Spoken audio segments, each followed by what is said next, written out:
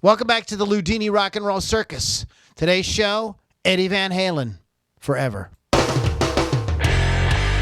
Get ready to rock out with your talk out. It's the Loudlini Rock and Roll Circus.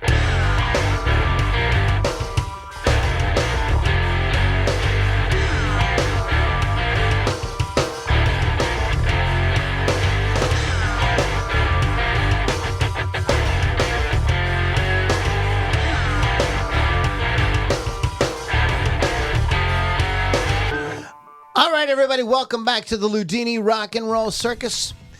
It is with heavy hearts that we all learned of the passing of Eddie Van Halen today. On this week's Loudlini Rock and Roll Circus, we're going to pay homage to that guitar god and most influential guitarist of the last 50 years as we talk about Eddie's greatest moments. And special guest, Wes Longdon of Zodiac White. So, Wes, welcome, buddy. Thanks for having me on, Lou. No problem, man. It's great to hear you. We got Lily V6 in the house. What's up? Yeah, it's good to see you. How are you feeling? Every day good. Every day's good, except for today. Well, today's okay. Today's Somehow we're gonna pull through. And we also have our special studio guest. Come up to the microphone, please. Well, hello there, everyone. We've got Kevin here with us as well. Yes. Some of you guys may recognize Kevin. Kevin was my original podcast co-host many years ago when we got started. So it's good to have Kevin and I went to high school together, and we were both huge Van Halen. Back in 1950, and we grew up listening to Van Halen. The release of a new Van Halen album, or finding out that he played on a Michael Jackson song or whatever, was just like, it was everything. It was the biggest news ever. So tonight is going to be dedicated to Eddie Van Halen. But before we get into all that, I want to give a shout out to our sponsor. That is Wolf's Customs. Go to wolfscustoms.online. Eddie did not play a boring guitar, right? He played a guitar that had an awesome custom finish on it. And you guys, I'm not saying that that's what made him great, right? We're not saying that. But no. It was a cool thing, right? It was cool to see. What kind of guitar is that? That's crazy. So by having a guitar with a cool finish on, or a bass with a cool finish, custom finish, something unique, whatever it is that you play, whether you play the Swinette or the triangle, right? I like the triangle. If you play the triangle, having a custom finish on it is the kind of thing that will really make you stand out. And the guy that can help you do that is Chris Thunderwolf Dodson at wolfscustoms.online. Go check him out. Tell them that Loudlini sent you. Also, shout out to our good friends at Rock Rage Radio, rockrageradio.com. You can hear great guitar-driven rock 24/7. Wes, make sure that you contact them, man, and get them your project so they will play it for you, buddy. Okay? Awesome. All right. And we also have, where is the man himself? We have the Hawkmeister here. Where you at, Hawk? He's in waiting. Ad Hawk. Where you at, Hawk? You coming in, buddy? What are you doing? Keith Hawkins is connecting to audio. So, Keith, we're going to have you connect in here, buddy. Oh, goodness gracious. Where were you when you heard that Eddie Van Halen passed away? Lily? I was at work. Were you? How did you find out? I went on Facebook and saw Rock Rage Radio posted it, and then I'm like, no, it's not real. And I searched all the things to make sure it wasn't a hoax, and then I texted you. Wow. I got texts from people who were very reliable. Lily, and then my friend Gary Matassa, who was a great drummer. Almost as good of a drummer as Keith the Hawk Hawkins. But Keith is here as well. From what I understand, Gary's way better than me, man. From way I understand, Wolfie broke the news on Instagram. That's from what I understand is what happened, and that's how the whole thing got rolling. And then TMZ, of course, who picks up every bit of salacious gossip, threw it out there, and then every other news outlet. So, how did you hear about Eddie Van Halen, Keith? It was an actual, somebody posted it on TMZ, and I don't even really get TMZ. There was a link on Facebook or something, and then what's her name? Beth, the one that watches the show. Mm-hmm. Yeah, Beth. She put something out there on a messenger or something. Yeah, okay. Yeah, she messaged us right after. And it was from TMZ, so I was like, this shit might be fake, because you know how TMZ rolls. Then I looked at, I checked all. And then on every other damn website or every other news outlet, it was like Eddie Van Halen dead at 65. Eddie Van Halen loses battle with cancer. I was like, well, it must be true, But out there fake news, but I guess it's not. No, that was one time we kind of wish it might have been fake news. I know, I wish it was hoping. fake news. I mean, that's, Then anyway, so we have Wes Longdon on from Zodiac White. Keith, Keith. Hey, Keith. Hey, man, what's up? How you doing, bro? All right, you? Good, man. Got a full house today. Wes. We're a little somber tonight, maybe. I feel like Ragman in Trick or Treat when he found out that Sammy Kerr died. You know what I mean?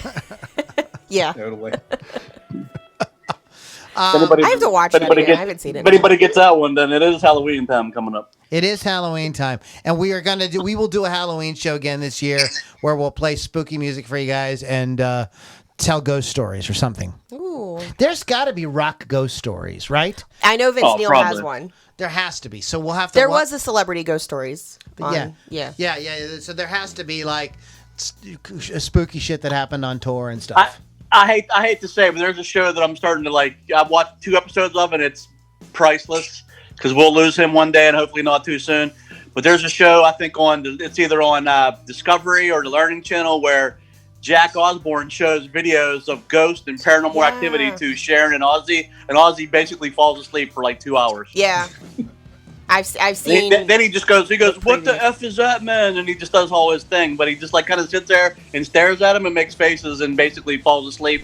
And he's like catatonic the entire time, but it's still funny because it's like they're showing him all these things because Jack's into that nowadays, and Sharon just rambles on and Ozzy just sits there and he don't know what's going on. Well, Ozzy wouldn't care anyway.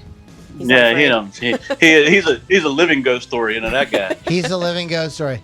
So, let's go ahead. Why don't we go around the room for take a minute and talk about, I don't want to say, what does Eddie Van Halen mean to me? I don't want to say that. But, why don't we talk about, maybe the first time you became aware of Van Halen and, your sort of first impressions of it. So, go ahead. Let's start with Keith. Well, for me, I mean, I'm a drummer, but I mean, there's some guys are just so their style and their sound, and I mean, as I got older, I started to get into bass players with what bass player has really cool tone, and then Eddie Van Halen was always the type of person that, as a guitar player, it stuck out to me this guy's doing something a little different. I mean, going from the first record all the way into even the Gary Cherone days, you're going and the last stuff, and even the stuff they did the last round with David Lee Roth. It's still an innovative guitar player, and as they age, sometimes people lose a step or two, especially vocalists. Eddie always seemed to sound sharp. He always seemed to sound good, and never really. I mean, he might have been hammered at times, but he always kept it together and always sounded, like Eddie. That's one thing about him. I mean, as soon as he hits a couple notes, you know exactly who that is. Yeah, it's very, very distinctive. Lily, what about you? I was very young when I discovered Van Halen. Obviously, they'd been around for a while before I was born, but my cousin, Josie, who always played that type of music, played Van Halen for me, and then I'm always into the guitar players, so obviously I was immediately drawn, but the first time I ever saw him play live, which was probably in 2004-ish, I lost my shit, right there, and then I got to see him a second time, which was great, but it was always fun to watch him play because he did it it was so easy. And it was just so cool to watch. Very effortless. Yeah, he made it look like anybody could do this, which obviously isn't true. My first Van Halen, I'm going to get into that in a minute. Wes is a guitar player. So what was your sort of introduction to Van Halen? What kind of caught you about Eddie? Well, I'd say probably around 6th grade, whenever the transition was going from cassettes to CDs, and everybody was, I'm burning a CD. Would you like one? Would you like one? Would you like one? I'd had a friend that had given me a random compilation, and I was like, I enjoy real rhythmic stuff, some heavy guitar stuff, and they put Hot for Teacher on, and as soon as I heard that drum beat, I was like, all right, what is this? And then, through seeing through videos, and I have a lot of friends that are gigantic Van Halen fans that have also pushed me in and kept me there, and a very good amount of, exposure. Right. I enjoy them. Yeah. My first exposure to Van Halen, I was just getting into music, and I would tape the radio. This is how old I am. And I would have the pause and the play and the record set So when I heard something I thought sounded cool, I'd just press the pause button and it would capture it. And I heard this sound.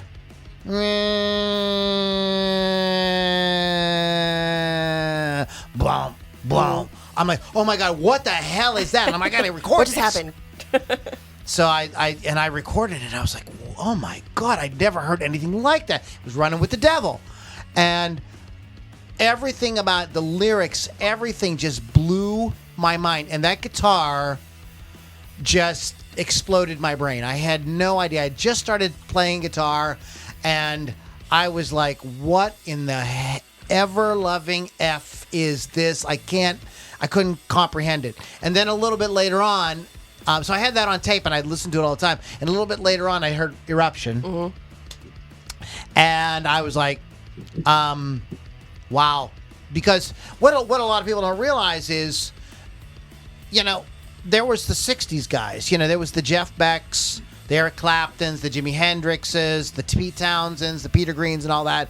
Were all really like blues guys, And then the guys in the 70s, the Jimmy Pages, the Peter Framptons, the Rick Derringers, the Ted Nugents, all those guys, Frank Marino and all those guys were carrying on that kind of blues rock kind of tradition. And Van Halen, it's not that they weren't influenced by the blues, but they just he had a totally different take on electric guitar. It was like the second coming of Hendrix or something. I can't explain it. And so there's all this, there's guitar. It's like there's guitar before Hendrix and guitar after Hendrix. There's guitar before Van Halen and there's guitar after Van Halen. And if you play, it was just completely unique and it blew my freaking mind. And nothing. And I also, even though I was a young musician, I could tell Bad Company and Journey and all these other bands, they didn't sound like this. This was different. Anytime I started to pick up pretty quickly that this is different. Man. This is not like what everybody else is doing. And it just completely fried me. We have an in-studio guest. Kevin, what? Come up to the microphone. There he is. There he is. If I kneel beside you. And Kevin, Kevin and I went to high school together. And I remember we were both huge Van Halen fans. Yes. What was your sort of first exposure to Van Halen? What did you think? Wes had mentioned Hot for Teacher, and I think it was that video in which I learned how to play guitar. Not technique, not style, but rather attitude. And when Eddie's walking down the library tables, and he's got that impish grin on his face, just that attitude. And I looked at him, and I'm like, yeah, playing guitar, learning to play, it can be hard, but look at that. He's making it look so effortless. It gave me such inspiration. And there's times now I just catch myself with that same impish grin. Just feel it. That's the one thing, the first thing that really sticks out for me with Eddie. There's if you look at interviews as he's aged and stuff, he still has that little boy look to him. He does have. He's the grinning guitarist. Yeah, he just has this kind of kid that just dunked the girl's hairs in inkwell at school kind of look, cat, that just ate the canary kind of look on his face. So let's go through. And Lily, do you have a little biography or background or something? Yeah, Lily's our as I always do. resident rock historian, so go ahead. So Eddie Van Halen was actually born in 1955, Dutch American, so he was not born in the States. When he came here, he actually did not speak English at all. They knew two words. You know what they were? No, I don't know the two words. They knew yes and accident. Nice. He said they learned accident because it was the first word in the dictionary. Or the first word in the dictionary that their mother gave them to teach them English. And it's funny that you said he sort of has his own take on guitar, because when he started out, he played piano, and his teachers would say he had his own take on the classical music that he was playing. And he thought he was playing it how it sounded, but he had his sort of own little spin on it. He was the main songwriter and lead guitarist of Van Halen, obviously, co-founded in 1972 with his brother, Alex Van Halen, plus the other guys that we're not going to talk about right now. Who cares? Revealed in an interview that he had never been able to read music, so that's kind of cool. Instead, he learned from watching and listening. During recitals of Bach and Mozart, he would improvise, and he actually won first place at the annual piano competition long time ago in Long Beach City College. And like I said, he had an interesting interpretation of the classical pieces. Alex actually was the one who started playing guitar first, while Eddie was playing drums, and then they sort of switched because that's, kids, they switch, of course. And after he heard the Safari's drum solo in the song Wipeout, that's when he decided he wanted to switch with his brother. He would often practice around home, never putting the guitar down, locking himself in his room, very dedicated to what he did. And he had his first band with his brother called Broken Combs. And Eric Clapton was one of his main influences, as was Jimmy Page. He thought he was more like Jimmy Page, sort of like in a reckless abandon kind of way. Okay. Do we want to talk about the rest of it? I mean, I have a whole stuff. Well, the story goes that Eddie, or that Eddie had the drum set. They fought over who was going to play drums because they had heard "Glad All Over" by the Dave Clark Five, and he said the second they heard that snare drum, they were like, "We got to play rock. Screw this classical BS. We got to play rock and roll." But it's good to know the classical. And so they fought over who was going to get the drum set, and apparently Eddie was on his paper route, and Alex. That's when Alex took over the drums. Yeah. Nicky. Little brothers. Nicky, Hey, that's man. a good bond, though. I used to play with my brother. He'd play drums and I'd play guitar and stuff. It's a weird connection you can have with a sibling like that. Sisters might not work that way. I think me and my sister would never get along in a band. I remember playing, like, my brother first started playing guitar. I remember, like, being, just about 4.5, 5 years younger or older than him, and been playing for a while at that point. And we would just pick up, he'd be playing, like, I heard it through the grapevine or Smoke on the Water or some shit. And we would just play it. I would sit there patiently waiting for him to learn another riff, and then it wouldn't, it was that kind of thing. Like, okay, let's learn. Can we learn something else besides I heard it through the grapevine for next week? Nothing wrong with that song. It's just when you play it for 3 weeks straight, it's. Hey Keith, did you ever play a Van Halen song in a cover band? I was in a band with the Jim and Tim Gallagher. We called Area 51. We played a Mousetrap a lot. You played in Area 51. I didn't know you were in that band. Oh yeah, I was in that band for a couple of years. But we did I think half the set list was Van Halen because Jim was still is a huge Van Halen fan. He's probably crushed right now. I probably should reach out to him. Yeah, we want to make sure all you Eddie Van Halen fans out there are okay. Don't hesitate to leave some comments. We're going to check comments here in a little bit and make sure that everybody. We do have a lot already. Yeah, I'm actually jumping over to my Lombardi. regular Facebook page as well. We're going to broadcast it on there. I think I spelled Van Halen wrong in the description. You're so fired. I wrote Van Halen. Oh, Sorry. man. Sorry, I just when I hit start the stream, I just noticed it was wrong. So I apologize. Don't get on my ass. You were in so much trouble. Eddie Van Halen died, and so did Eddie Van Halen. They both died. That sucks.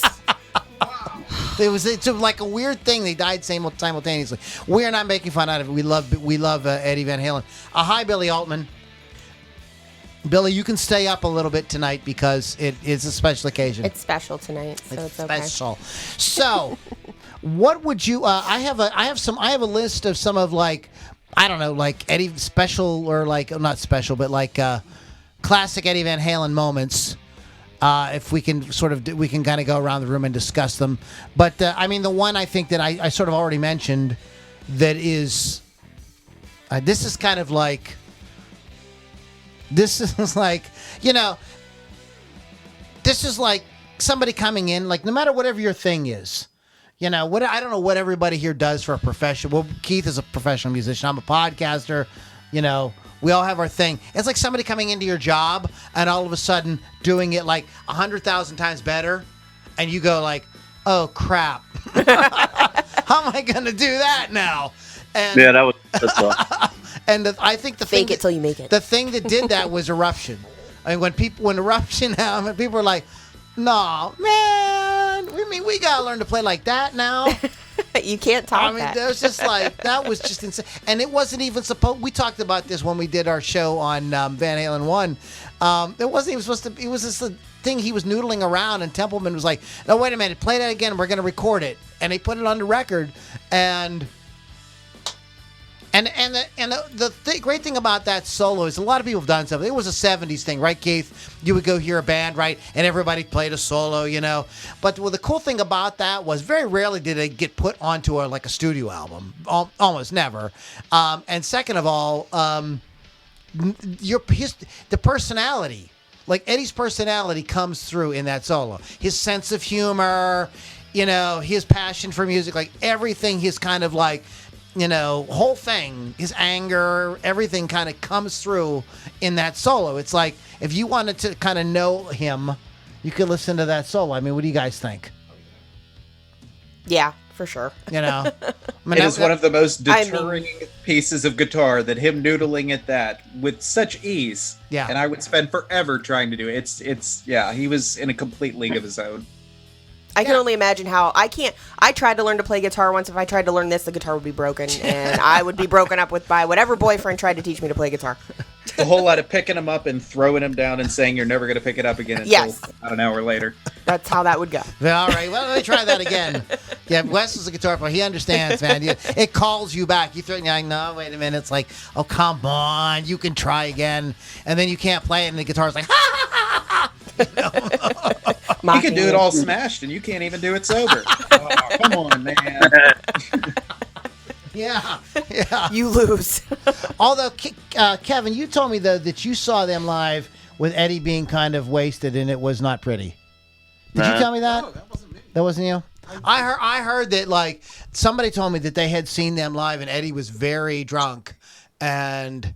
I've heard stories about this stuff. I've seen them with Sammy. I never got to see him with Dave, but when I seen him at that Monsters of Rock, and that's years ago, at friggin' Three River Stadium, they were the headliner. They brought the house down. I mean, Eddie was on his game, and granted, that's in the friggin' late '80s. But at the same time, Eddie Van Halen is the type of person that I've you could see recording after recording, and in the studio, hopefully you get it right eventually. And he's the type of player that just never seemed to. Like I said, I've never seen him live 500 times. I mean, maybe he had an off night. Who doesn't? But at the same time, it's like he's a guy that I've never heard being like embarrassing himself out there playing, you know. But I'm just guessing, you know. To me, that's what he sounds like. Someone that never really lost his edge, you know. Yeah, I think it might have been on Eddie Trunk's show that some callers had called in and said that that they had seen some shows where Eddie was obviously struggling with alcohol. We have some comments. Apparently, Eddie Van Halen's original bass player, Mike Stone, actually died a couple of weeks ago. I did not know that, Vince. Thanks for your contribution. And yes, Eddie did love Eric Clapton a lot, although he sounds nothing like Eric Clapton. I thought it was always a head scratcher to me. You know, when he said Eric Clapton was influenced, I'm like, you sound maybe that's just what got him to pick up the guitar. Yeah, got him interested. Yeah. But he said he could. A lot of people said that he could play every Eric Clapton thing. He could do it like really easily. I don't know. I'm sure he could. I'm sure he could play whatever. I mean, yeah. I mean, that goes without saying. I mean, I think that there's people that don't sound like other people that are influences, but they don't really. You know, they can do the shit, but they're not like, you know, verbatim taking it. He's not going to stare and slow hand all night. It's just not Eddie's thing, you know? Right. Mm-hmm. Yeah, Sid Calk says he's still in shock. Yes, we are all still in shock. I mean, you know, we lost a couple other folks this year, too. Right, Keith? Yeah, 2020 sucks balls, man. Yeah. It's the year started out with Neil Peart. Bill Withers, too. Oh. Yeah. That's. I mean, we lost some legendary musicians of all. I mean, songwriters and great drummers, and you know, obviously today a great guitar player. 2020 just needs to be over because I'm done with this shit already. Literally, can't wait for my birthday for 2020 because it is December 31st. So can't wait. Not because it's my birthday. Can't wait to get this year over with. Once we get past that, we'll be on to the next thing. That's the problem. We need your birthday to happen. Yeah, maybe. And it's not going to happen anywhere good, obviously. Peter Green died this year as well, and so did Justin Townes Earl, who is Steve Earle's son. Young man. Right, yeah, I forgot about him. Very sad. What did you say, Wes? Did you say somebody else, buddy? Bill Withers. Bill Withers. The Withers. Little Richard? Did Little Richard go this year? Kevin says Little Richard. Yeah, he did too. It's hard to keep up with him, and we've lost some legendary musicians this year. But freaking Keith Richards is going to live on. What is going on? And 0 Kardashians too. That's what gets me every single thank time. you. Thank you. How many millions of people around the globe have gotten coronavirus, and that they still run free? It's amazing to me. Run free. Like wildebeests. Who's gonna survive the nuclear war? The Kardashians and the frickin' cockroaches. That's That's because of all the makeup and plastic surgery they've had. That's why. I got to tell you guys, we have a little bit of business to take care of, and because we've had a guitar here to give away, and we've been running some promotions on Facebook, and we do have a winner. So I'm going to announce the winner here in a couple of minutes. It's me. I'm selling it. It is Keith the Hawk Hawkins won the guitar. It was fixed. Yes. I stuffed the ballot box while you weren't looking. Aye. But the winner here, let me get it out. You have to show it off for everybody. Model it now. Pretty. So it's a beautiful color. I mean, All right, maybe he'll send it to Chris Thunderwolf. to Chris Thunderwolf to have some custom stuff done on it. I would encourage him to do that. But this is in association with our relationship with Guitar Gallery in Cannonsburg, Pennsylvania. Those guys are great guys. Wes, you know the guys at Guitar Gallery. They are awesome. Absolutely. The best, Super nice best guys. people to deal with. Yeah, great dudes. Small local place as opposed to like a Guitar Center or one of these like corporate places. Very knowledgeable. Vic Dupre has published a round of books about the Gibson Les Paul. He's a Les Paul collector.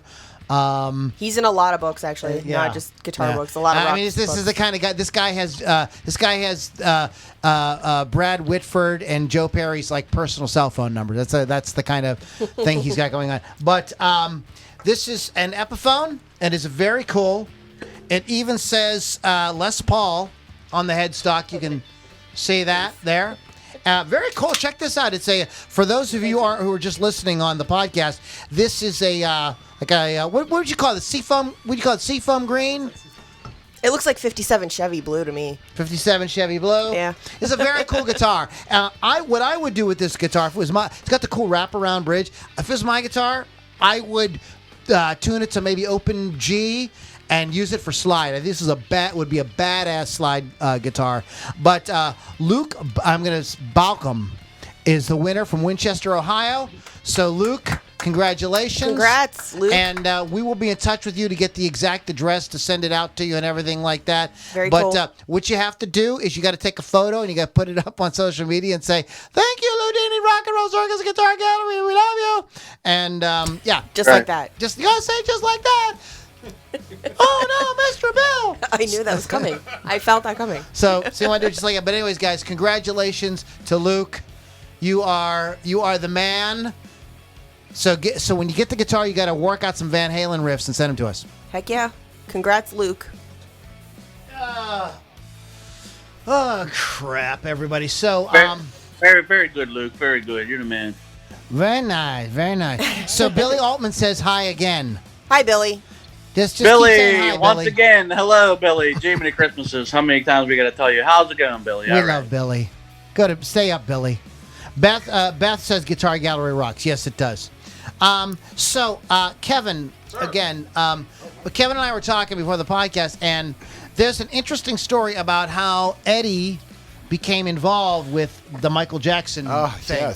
Yes. So go ahead and kind of tell us about this, because you tell it really well. So Michael wanted Eddie to play the lead on his single, so he contacted Quincy Jones. Quincy Jones called Eddie Van Halen.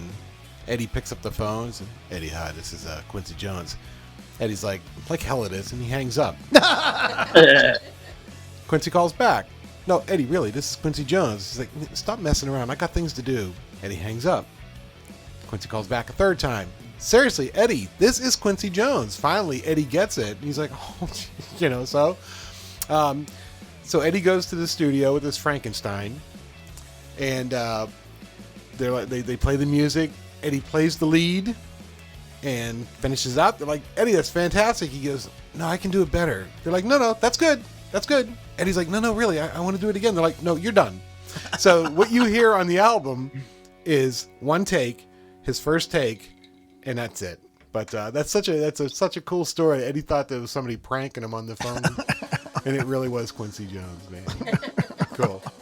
That's freaking classic. I mean, there's a lot of people that have the same issue with like Miles Davis. Miles Davis would call people when he had that kind of really raspy voice. He would call people at like 3, 4 in the morning at times to want him to be on sessions, and they would be like, "Yes, hello, hey, MFer, this is Miles Davis. I want you to be on my album," and they would hang up on him because they were like, "It's a crank call. It's 3 in the morning." And meanwhile, it was really Miles Davis. He just kept weird hours. It's jazz guys, man. What are you gonna do? Speaking of Beat It, this is a kind of rarity, but there is a video. I did watch this today. And you can find it on YouTube. The quality is not good, but it did air on regular television with Eddie joining, of all people, the Jackson 5 on stage for a rendition of Beat It.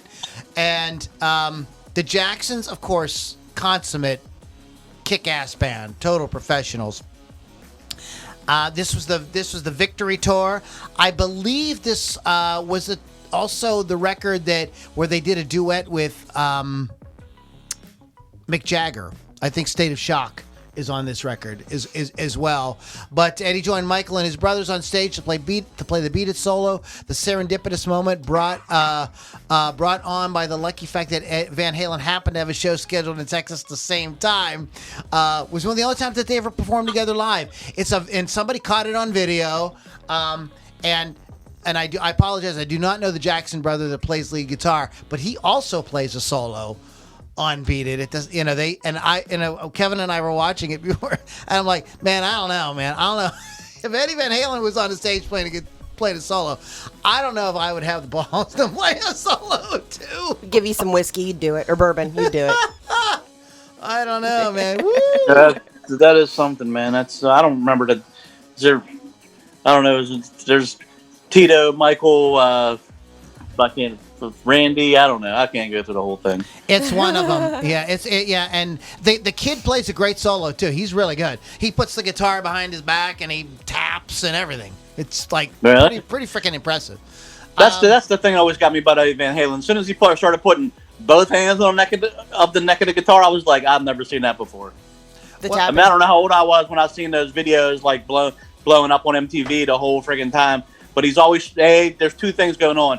If he's playing, they show him he's smiling, and then he's just like doing it effortlessly, and then he's doing his 2 hands on the neck, playing the freaking tapping, and I'm like, I don't even know what that is, but it sounds cool.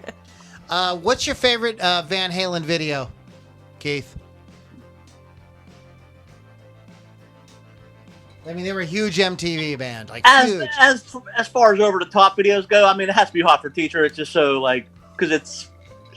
At that time, you're in that age bracket where that came out, and it's like, you're probably having those thoughts yourself about whoever, but that's a great video.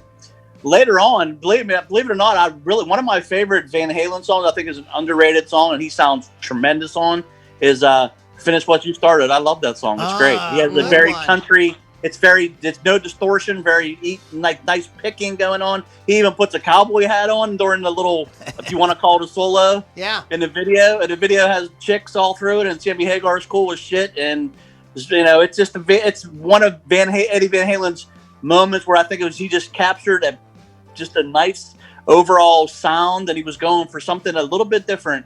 And the one part that gets me is when he's like. There's a little breakdown where he starts to like play faster, and you think he's going to go into a solo, then he goes right back into the head riff again, which is awesome. It's a tease. That's one of my favorite Van Halen songs. Very underrated song. I mean, but he sounds tremendous on that song with almost like a country flair to it, Yeah, it's you're right. That's a good one, man. I forgot about that tune. What about you? Song. What about you, Wes? You got a favorite Van Halen video, or? I'm gonna have to agree with Keith with Hot for Teacher. It's absolutely iconic. Absolutely. Yeah, that's a great video. I mean, Panama is a cool video. I mean, David Lee Roth was bigger than life, but somebody said before, I think I was watching a couple little, memoriam videos on Eddie. They have a bunch of them on YouTube, and it's like, no matter who the singer was, as big as life as those guys were, that band always came back around again and charted, regardless of who the singer was. Sometimes a number in the top 10 all the time because people came back to Eddie. They wanted to hear Eddie play guitar. He's captivating to people, and he always was. I mean, yes, the lead singer gets a lot of credit in a lot of bands, and that band he was definitely the co-headliner with anybody, maybe the star of the show, if you ask me. Yeah, I mean, and somebody mentioned here, maybe you, Lily mentioned, it's so effortless what he could, like, it didn't even look, it was like he wasn't breaking a freaking sweat. It was disgusting. Lily, do you have something you want to, like, an Eddie Van Halen moment you want to talk about? This is one that came later, but I thought it was pretty cool. I used to watch 2.5 Men all the time, and he actually makes a cameo in 2009 on the show. It's like the season 7 premiere. And he plays the main riff from As Is. So that was pretty cool to see him there. Didn't know that he was going to be on the show, just sort of watched, and there he was. So I thought that was cool. Also, the other thing I wanted to mention was he's just so diverse, and he could play like literally anything. He did 2 songs off of an LL Cool J album, Not Leaving You Tonight and We're the Greatest. So I have to say that's pretty damn cool when you're going from rock to Beat It to LL Cool J, who is R&B. So pretty cool to me. This is a total, like, and I think Kevin would agree with me on this. This is a total like, nothing to do with music.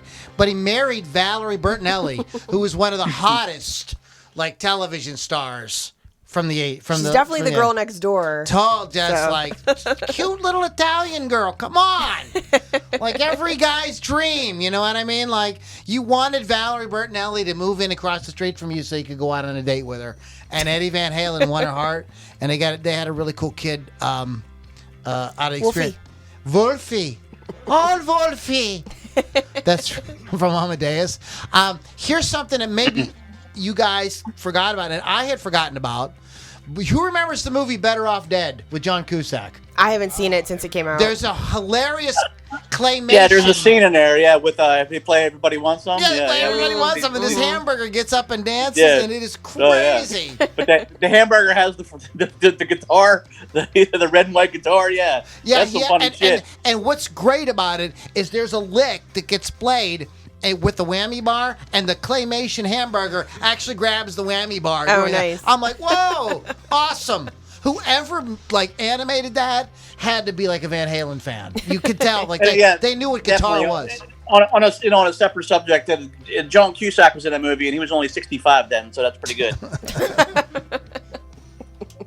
Because if you've ever seen that guy, he's a freaking vampire. He looks the same now as he did 25, 30 years like ago. Him and John Stamos both. Yeah, whenever the Declaration of Independence was signed, Cusack was there. He was giving the thumbs up to John Adams, like, that's it, legit.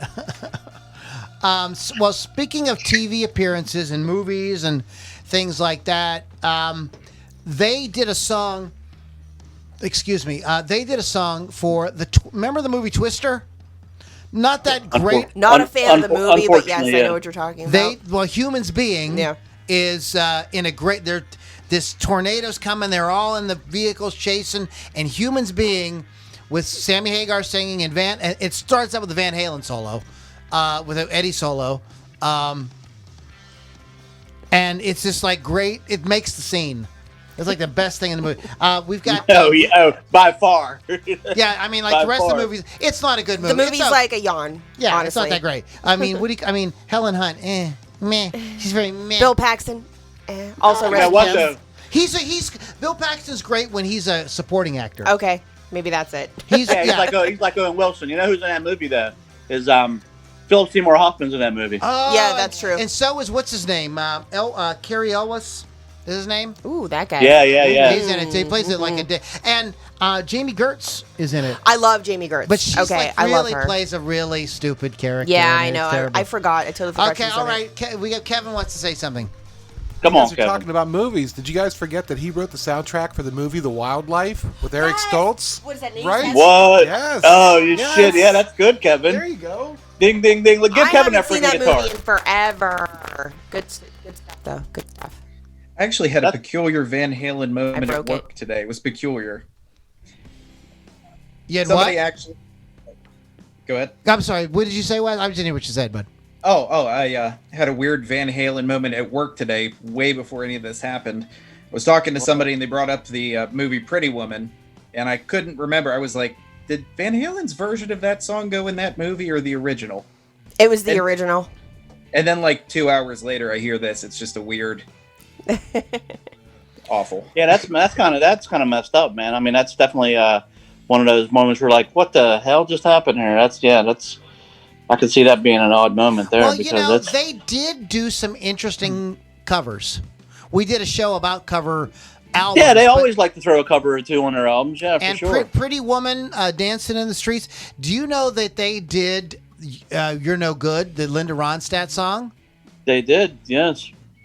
I remember the first time I heard that, good. I'm like, they're like This is Metallica in Linda Ronstadt. that capacity. Whatever, regardless of what a lot of people have, issues with Metallica. If you're a total metalhead, you don't like anything after the Black Album, whatever. It's just the fact where Metallica was always a good cover band. Van Halen is the same kind of ilk where when they do something, they're such a good band that they will do the covers from justice. It's not like they're embarrassing themselves, Right. So That's cool. That's a good way to put it. So, if you had to... Okay, I won't make you... we don't have enough time for everybody to make their own greatest hits. But say you had to make a little Van Halen EP. What songs would you say are maybe your 3 to 5 essential? Okay, let's put it this way. Let me I knew he was going to change his mind. Let me rephrase it this way. Aliens come to Earth. And they go, what is this Van Halen thing? We don't understand it. And you can play them maybe 3 to 5 songs. What songs would you pick that go, this is their most awesome stuff?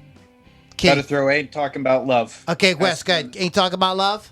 Gotta be near that. That thing gets in my head. It's like Panama. I can never get it out when I hear it. So Ain't Talking About Love, Panama, what else? Unchained. It's not your turn. That's not your turn. Not your turn. It's Wes' turn.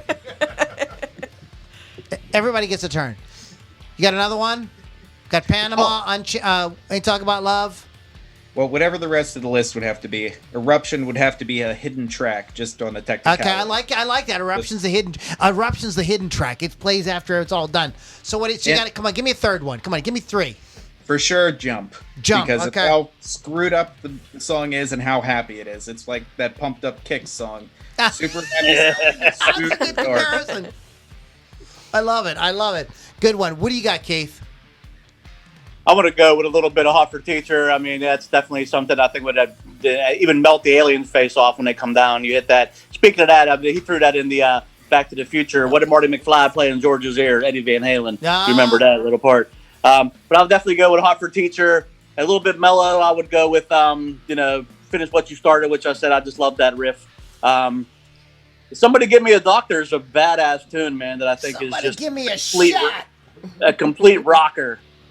Unchained's another one that's just a face melter. I think I'm the One is probably my favorite Van Halen song. I know ever. you love that. I love that song. That whole first album is ridiculously awesome. It's a masterpiece, I think. I mean, so those are mine. I mean, and then if you want to go with like a little bit later, I mean, who the hell else? I mean, maybe people. I think Paul Gilbert did it. People, throw a drill and some picks on a drill and do Pound Cake. That's always an interesting little sound. Okay. They have a lot of great songs with both singers, and it's just. I mean, even Gary Cherone fits in there somewhere. I want you guys to know that I had Van Halen on. The original topic for tonight was sick breakdown riffs, and I had, Good song. I lost it. Summer Nights. I had Summer. I'm sorry, brain fart. I've been drinking a bit tonight. I had Summer Nights by Van Halen on there. There's a sick breakdown in that song, but that's a good one. So what do you got, Lily? Run with the Devil, Panama, Jamie's Crying, because I love that song and I don't care what anybody says. That's an amazing song. Hot for Teacher, and I have to do Eruption somewhere on there. Maybe an intro just for fun. Kevin, come over to the Come on, microphone. Kevin. Oh, now you get to talk. Thanks, guys. Well, of course, I screamed out Unchained. Definitely like Hot for Teacher because it inspired me.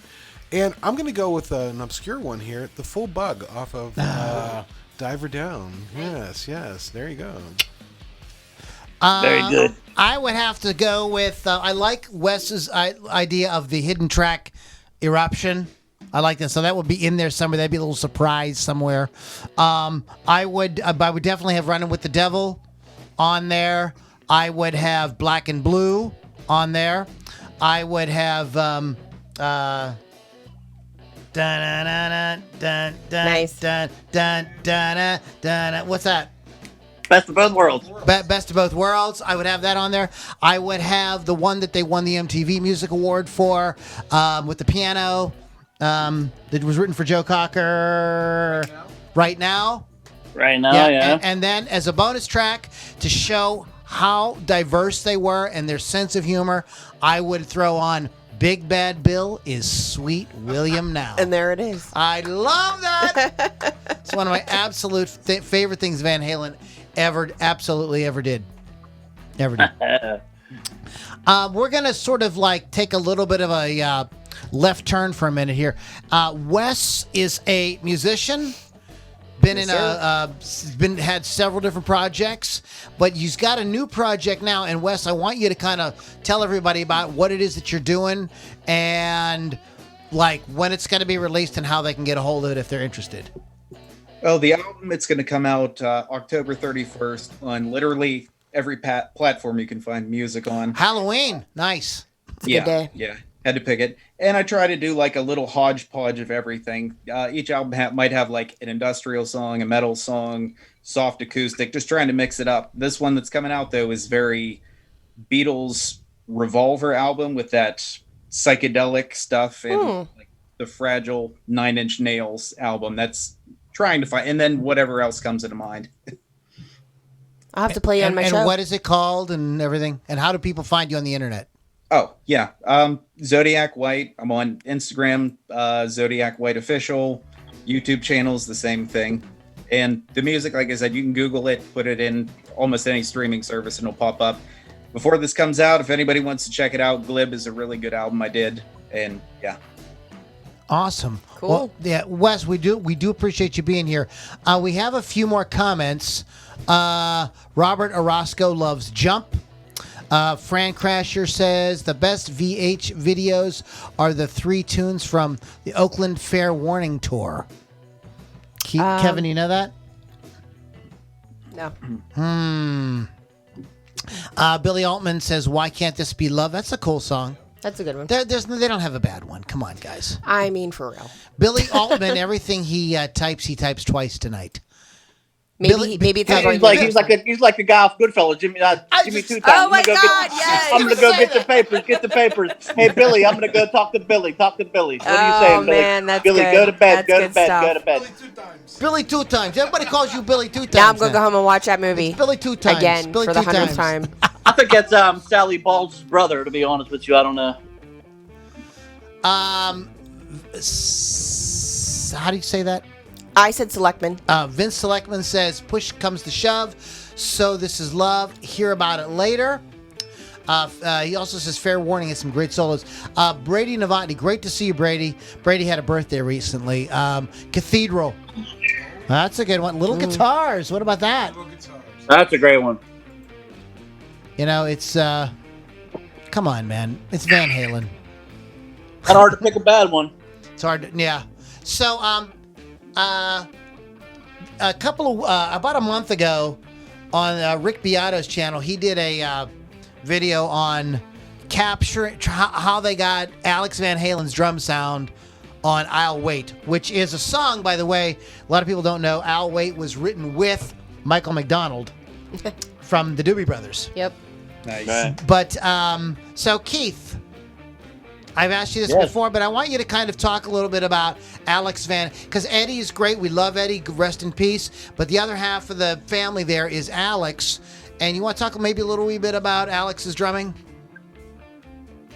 Yeah, I think if you're talking about just the overall technique, I mean, he's responsible for one of the greatest drum intros of all time. I mean, that's Keep coming back to Hot for Teacher. Oh yeah, as a rock drummer, as soon as you hear that, you're sucked in, man. Whether it's even as a non-drummer, you should probably be like, "What the f is that?" and what's going on there. I mean, then he kicks into a great, double bass shuffle and does his thing. I think he's a very solid rock and roll drummer. I think he would go down in the as a legendary rock and roll drummer. I think that he has a distinct sound.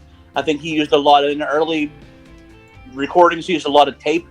So I mean, there was a lot of deadening of the drums, which is par for the course in that day.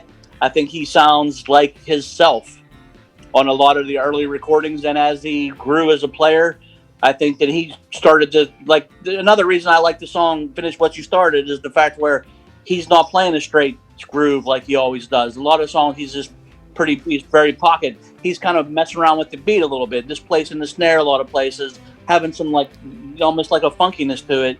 I think he captures the song. He's a great song drummer. I've seen him do solos, and he had a lot of drums. I think the time I seen him, he had 4 friggin' bass drums. So I mean, it's just his thing, you know. It's Alex is definitely going to go down in history as one of those guys that it's just that when you look up rock and roll drummers, he's there on the. I'm not saying he's on the Mount Rushmore, but he's there with some of the top cats, you know. Okay. What I think is one of the things I think about Van Halen that was so important was they understood, especially on the 1984 era, they understood music video. They knew how to make a great music video, and "Hot for Teachers" come up many times. It's a good video. And the video is great, but you guys realize this is a song that starts out with a drum solo, and then it doesn't go into the song; it goes into a guitar solo. Mm-hmm. It's a very non, like. It was a big pop hit. Song formula. I mean, it's not verse chorus. Yeah. It's like, here I'm gonna musically friggin' drum your ass off. Then I'm gonna go into an awesome, which is going into the two-handed tapping. We're gonna go into some awesome Eddiness, and then we'll go into the song after we kick a little ass for probably up to over a minute at least. With that, there's a couple minutes. You know what I mean? So you're looking at a few minutes of just ass kicking. And then you're going to break it down into a nice little picking part, and then you can, Dave comes in and does his Dave thing. So that's, and even that is not really like a regular song. It's not rap, but he's kind of sort of telling a story about talking. Being in school. It's just talking, and And then the real hook is when the chorus, and everybody loved that, And it is kind of, if you think about it though, it is a little rapey. Because it's about students wanting to have sex or with teachers, and teachers, may possibly reciprocating. Teacher needs to see. That's never happened. That back in those days was so much different because nowadays you have a completely opposite effect. So it is what it is. I mean, that song might be considered really politically incorrect in today's climate. Yeah, no doubt. Somebody would be offended. Let me ask you guys: will there be any more Guitar Heroes? I would hope so. Somewhere, yeah. You think there's Guitar Heroes? Yeah, that shit never stops. It'll come back. I mean, somebody will eventually capture the attention of someone else again, and then it'll spread like a fire. And I hate to use that term because the country's burning down, but it's a horror. It's kind of it catches. It'll catch something. It catch a buzz. What is that, man? Did you see my shirt? What's it say? It says, "You're not woke, you're annoying." Yeah. Oh my God, yes. I love that. You know what? No, and I say, if you're gonna get woke, you're gonna go broke. Yep. But I mean, it was an unusual time when people really were interested. But I was talking to somebody the other day, and I sort of feel like there's been a second wave of kind of Guitar Heroes. It's just that the scene is a little different. But I mean, I think you got to put up there John Mayer, Joe Bonamassa, Derek Trucks. These guys are a lot of younger folks really respect those guitar players and really look up to them, and they inspire, they've inspired the next generation. And who knows what's going to happen after that? It's a different scene now. We don't have MTV like we did. We don't have the major labels, the big tours and stuff like that. So it'll be kind of interesting to see what kind of shakes out in the coming years with music. Statistically, there should be one great guitar player. As much as modern music is getting pulled very far away from using guitar as a prominent source, not only will that become essentially an esoteric instrument that's so uncommon that they can kind of do whatever they want. The next one will shine so big because there's not going to be these giant, flashy, awesome guitar solos competing with junk.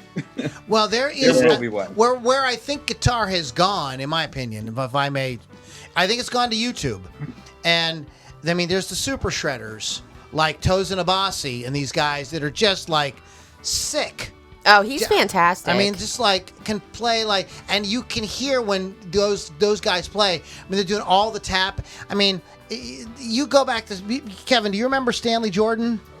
A black dude. I mean, his whole technique was tapping, and that came out. That's post Van Halen. I mean, definitely obviously influenced by Van Halen. Look, I don't think there's a guitar player that played in the '80s that didn't get it wasn't influenced by Van Halen. Let me tell you, man. Some of it was blatant, but I mean, some of it's blatant, and some of it's way more. Some of it's way more subtle. And I want to close. I want to leave you guys with a couple of thoughts here about Eddie Van Halen. I've gotten arguments about people with this, but listen, man. Eddie Van Halen not only reinvented guitar playing, he reinvented the sound of the guitar. All these guys playing really the heavy metal, the gent guys, the extreme metal guys, the thrash guys, there was no such thing as high gain. And if you're a guitar player, Wes, you know what high gain is. There was no high gain until Eddie Van Halen started torturing those Marshalls with the Variac. And then other amp makers figured out how to do it without blowing up the amps and started building that in. That changed everything. And all the guys you hear now playing, I mean, you go to, Zakk Wylde, Dimebag, all those guys we would not have had those guys if it wasn't for Eddie. And all the guys playing today, I was telling somebody on Facebook, like I said, all these metal dudes are the sons and grandsons of Eddie Van Halen, whether they have heard a Van Halen song or not. They're absolutely, if you're playing with speed and that kind of technique, he's the guy that set that standard. He put that boat in motion. He set it off. And everybody just kind of took it and ran with it. You would not have had Warren DeMartini, George Lynch, Carlos Cavazo, Vito Bratta. Who? Vito Bratta.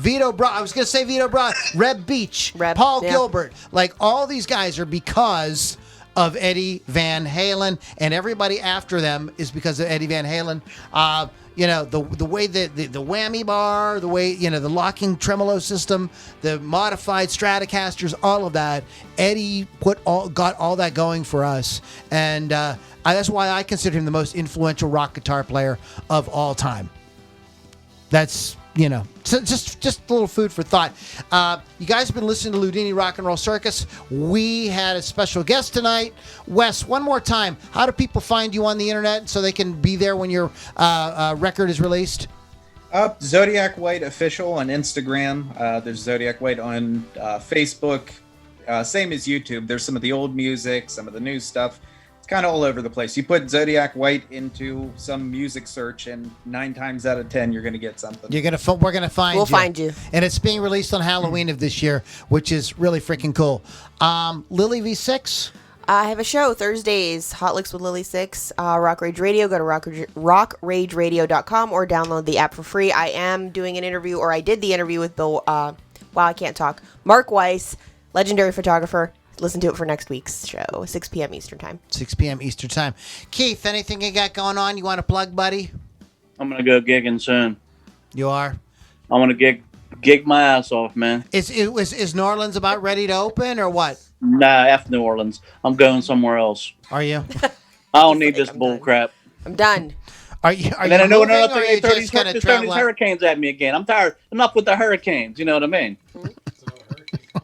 There's another hurricane coming here now. Wipe me off the map. The Hawk ain't going out like that. Don't bring your hurricane around me. When they name it Hurricane Hawk, then run, because then you're done. That's right, because it's coming down to Chinatown. Hey, I got to give a shout. Speak talk this whole show about guitars, and I got to give a shout out to my brother, Chris Thunderwolf Dodson. At Wolf's Customs done online. Guys, don't mess around. Go get a custom job done on your musical instrument. He does all kinds of stuff. It doesn't have to be a guitar. He'll do your ukulele, your banjo, your snare drum, your bass drum, whatever you got. Chris Thunderwolf Dodson at wolfscustoms.online. And of course, we have to give, as always, a shout out to Rock Rage Radio. Go to rockrageradio.com. Those are awesome folks out there, and they do support great guitar-driven rock. And if you'd like to find out more about the Loudlini Rock and Roll Circus, if you'd like to continue to party with us, you'd like some behind-the-scenes stuff, we usually carry on the conversation in our private group, and you can find out more information about that at loulombardirocks.com. Luke won this awesome guitar back here. That's because he got involved with Lou Lombardi Rocks. So go to loulombardirocks.com, and there's all kind of, we're doing giveaways, we're doing lessons, we got all kind of stuff, so you can check it out there. Shout out to Wes Longdon for hanging out with us today. Zodiac, Thanks for having me on. It's so great to have you, buddy. And since you live so close, man, we're gonna have to jam or something. I got a whole studio here. I got guitars. He's got and a whole amps thing going on here. Yeah, so we're gonna have to get together and hang out, brother. I didn't know. I'm in. Hey Keith, Wes lives in Washington. Oh yeah. Yeah, he's practically a neighbor. That is close. So, all right, guys, have a great week, and we'll catch you all on the next Loudlini Rock and Roll Circus.